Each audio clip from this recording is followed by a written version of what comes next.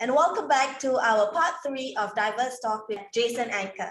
So Jason, coming back to our conversation. So in 1993, you fell from height at a 3-meter height off a ladder that resulted you being paralyzed from the waist down.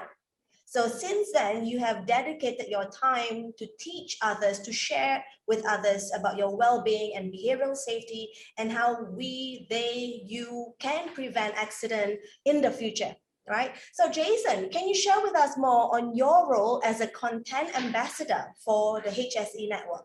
Yeah, absolutely. You know, my especially involved in the WSHAsia in Asia is like a dream come true for me, because instead of me sharing my story, what we are trying to achieve is getting other people who've been involved in accidents to share their stories.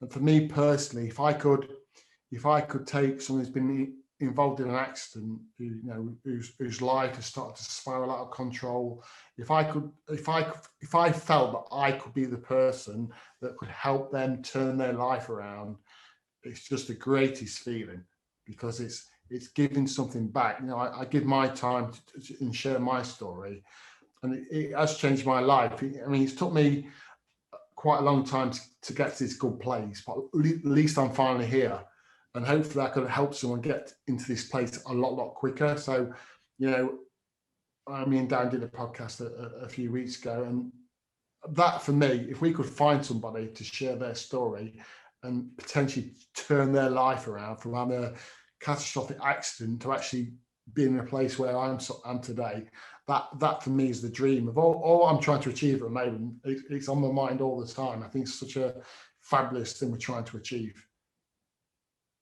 That's good. Thank you for sharing that, Jason. And you're working with WSHAsia with that, I believe, is it? We did the podcast together as well, yeah. So anybody watching this now, also tune into that podcast too, because that explains what Jason's trying to achieve here about, you know, the toughest thing is sharing that story that actually you are probably feeling blamed for, right? That's what you felt like. It was my fault, I'm ashamed, I'm embarrassed, and everything else around it. Yeah, and it's led me to understand my actions a lot more than just being, why did that happen, to actually understanding all the things that went wrong that day, the build up to my accident. So it explains why it happened. You know, it doesn't make it better. It just gives you that understanding of this is why it happened. This is the why me. So yeah, really powerful thing to go through. And I think one of the bigger things coming out of it is when you're in your position, you like I think I previously mentioned, you need to make a living, you need a life, you need money, you need something to work for, right? And when you've had that horrendous incident, whatever it may be, there is light at the tunnel if you contact the right people, just like Jason did in the early days. And you can turn that around and have a lifestyle. I'm sure your lifestyle is pretty good now, you know, in where you are. Absolutely, I live in an amazing house. You know, I'm so blessed by what I have today. You know, my daughter, I've got 2 granddaughters now that, you know, for a lot of years, potentially I would never even seen, because I was in such a bad place. So yeah, some family's moved. He lives with me at the moment. He's moved back home. So, you know, everything's really good at the moment, and I'm able to manage my anxiety issues, which I still suffer with, and I've still got them. I'm in a lot better place. I can manage it on a daily basis. Now I practice gratitude every morning. I'm very blessed with what I've got. I'm grateful for everything I've got, and it just makes everything worthwhile. And then we get these projects coming in where there's no monetary value in it for me, but I feel I'm in such a good place that I want to give back as well. And I think that's you know, even when I started working in the early days, I seemed to focus on the money because I wasn't in a very good place, and the money made it worthwhile for me to do what I was doing. But now it's nothing about the money anymore. You know, it's just about giving. You know, I do so many talks, and how much is it? Oh, it's nothing. We'll do that because it's a good cause, and you know, and that's where I want to be in life. And the more you give, the more you receive anyway. So you know, I'm in a great place, but you know, I've battled this for 25 years, and I wasn't in a particularly great place. I mean, I've stopped drinking alcohol completely. I just stopped because I realised that alcohol put me in that dark place. So if I don't want to in the dark place, don't drink alcohol. You don't be in a dark place. So I've lost some weight, so I'm feeling better about myself. So everything in my life at the moment is really, really good. You know, it's good. Life is a bumpy road. At some point in the future, there's going to be some, you know, dark times again, because that is life. But I feel I'm more equipped to deal with it today. Yeah. Because the place I live in, the headspace every day, allows me to accept good and bad things are always going to happen. You know, that is life. But now I can look forward a little bit. I was always terrified of the future. Where's my life going to be in 10 years? How's my disability going to affect my older life as I get older? I don't worry about it anymore, because I can't change what happens. All I can actually change is what I do today.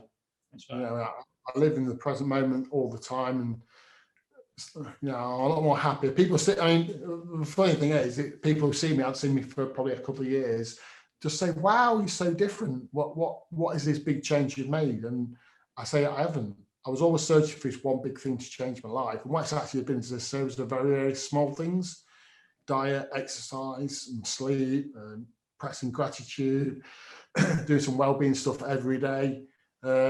I'm just in a happy place. So it's all about the mindset, right? And you know, getting that positive mindset from that negativity, like I said earlier on. But you're sort of an advocate now for well-being and behavioural safety. How do you see that? I know you've been to the House of Commons recently doing a presentation down there, and a couple of construction sites in the UK. How do you see the construction sites in the industry changing now? Is there a massive change, or is it still slow in the well-being and behavioural safety field? If we can go back, just mention the crisis, I think what we've just been through has actually accelerated the people looking at well-being and health, especially in construction. You know, like I said, I was on the House of Parliament project last week actually, and because we talk about safety, then health and the well-being, the conversation we have after the presentation tells me we are definitely speaking about the right issues, because people are coming forward saying, wow, I've never made the connection between health, safety and well-being. You know, I mean, mentioning Tim again, Tim said we have to take an holistic approach. We have to. And yet I still hear, oh, we're doing mental health, as it's not, you know, I want you to talk about safety. We're doing mental health another day. We're not, some people are still not connecting the dots between health, safety and well-being, how it's all connected together. It should actually be well-being first, then health, then safety, right? Yeah, absolutely. And because safety is normally the result of bad health, bad well-being.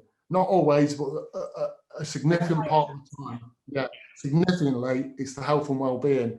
I'll sort of mention very quickly, when I went out to Dubai in 2018, I visited one of the Labour camps. You know, I was a bit unsure, you know, why am I going there? Because they wanted to show me how they'd improved the camp. Al Nadoom, I think it was called, Al Nadoom. No, they've invested heavily in their camps to give the experience of the people out there working, you know, Wi-Fi connections so they could speak to families at home. The food was a lot better quality. There was, you know, more access to showers and all these little things, as we mentioned. They even ran a cricket competition. It was part of Expo 2020. They ran a cricket competition internally, and the goodwill that created. So how do you measure that against safety? Well, if people come to work in a better frame of mind, feeling better about themselves, they automatically work safer. They automatically want to speak up. It's when we work in a bad workplace, and you know, and having a bad day at work, or you've got a bad day in your home life, things get down and down. So again, go back to the critical decisions we make, and it's not about safety. This is about quality. It's about production. It's about production. Absenteeism, presentism, you know, just being at work when you're just going through the motions, you know, how much discretionary effort do you actually put into your day? You know, so when projects start run behind, what do? The people are feeling, you know, tired anyway, we give them overtime or extend the work day. Well, actually, what extra work are we getting out of people? Because they'll be there for the extra few hours, but how much quality work do they do? So, you know, putting well-being first, well-being, health and safety is probably, you know, in my opinion, the right thing to do, because as previously mentioned, safety is normally the result of bad health or bad well-being. I think in today's climate, where we're all returning back to work, or the world's getting back to a level of Formality. Yeah, I wouldn't say normality, Sort but of. yeah, somewhere. And the risk is, or that you're going back to work and they're talking about well-being and mental health, but not actually doing it because the production pressure's on. And we're so far behind job site for work and the manpower shortage. Yeah. And particularly in our industry, we have people stuck offshore working for 6, 7, 8 months, you know, so there's still a long way for us to go to get over this hurdle and keep going. But I really feel your message is so powerful. I could keep talking about you to many different aspects of it. I just pick up one thing, football. So tell us a little bit about your football life, if you can. Yeah. I support a team called Nottingham Forest, and we're not very good. We've been not very good for over 20 years, but in the sort of 80s and 90s, we was really good. Yeah, for a small club, we won the won the European Cup twice in succession. So yeah, I still enjoy my football, but obviously not as much because we're not very good. But yeah, I was on it when I got my MBE. On one of the games, they invited me onto the pitch before a game. That's where my shirt came from, all signed by all the players. So, okay. Yeah, again, I've mentioned it. I still get a bit embarrassed by it all because I'm just a normal guy. But yeah, it's been a hell of a journey. But I'm in a good place today, you know. And people say, "Do you wish you not had your accident?" And that's always no point answering that. But what I can say is that my wheelchair. Now I've got my head around it. My wheelchair has actually took me further in life than my legs ever would have carried me. Yeah. That's a fantastic wrap up in the sense of analogy there. But just before we end, Jason, if there's one thing or one tip that you can share with our listeners, our subscribers, to encourage them to bring back to them that positive mind space, hate space mindset, what would that tip be for all of our subscribers and listeners? Initially, it's every morning when you wake up, to spend 10, 15 minutes for yourself. You know, do some breathing exercises, practice gratitude. So when you get out of bed every morning, you're in a more positive state of mind. Because I think that for me has been the biggest change in my life, how I get out of bed every morning. You know, if you can be in a better place when you go to work in the morning, you know, hopefully you work safe and work better. But when you wake up in a bad mood, you get straight out of bed. Your day goes on all day. Everything seems to go wrong, the traffic. So yeah, for me, it's practicing them 15 minutes in the morning before you get out of bed, and just be grateful. You know, practicing gratitude every single day. You need some discipline to do that, right? It becomes a habit. It's like everything in life, it becomes a habit. Initially, yes, it takes a bit of practice, but I do it every day. And I mentioned on my presentations, there are odd days when I don't do it. You know, I'm working away from home, up late, got to get to a presentation. And Sean Toon, who actually works with me, he knows. He just says, "You haven't done it this morning, have you?" Because my so for me, that's the proof to me that what I do does work every morning. So, you know. Do you do it at the end of the day as well? No, I don't. I always practice gratitude when I go to bed. I always do a bit of gratitude. I do some breathing exercises in the morning. I practice cold showers in the morning. It takes 15 minutes. And it's 15 minutes of your day would change your day completely. So if any takeaway, a quick takeaway would be that one. 15 minutes for yourself every day.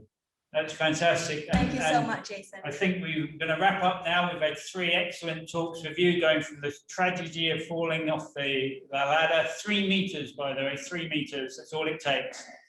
In a wheelchair for your life. The positivity that you've turned that around, mate, has just been truly inspirational. And I personally want to thank you for sharing that with Diverse Talks in our community. So to our listeners and subscribers, don't forget, if you're joining us for the first time, click on the subscribe button to find out more and to be kept updated on our new videos coming up. Thank you so much, Jason. It's been a pleasure. Thank you, mate. Next time.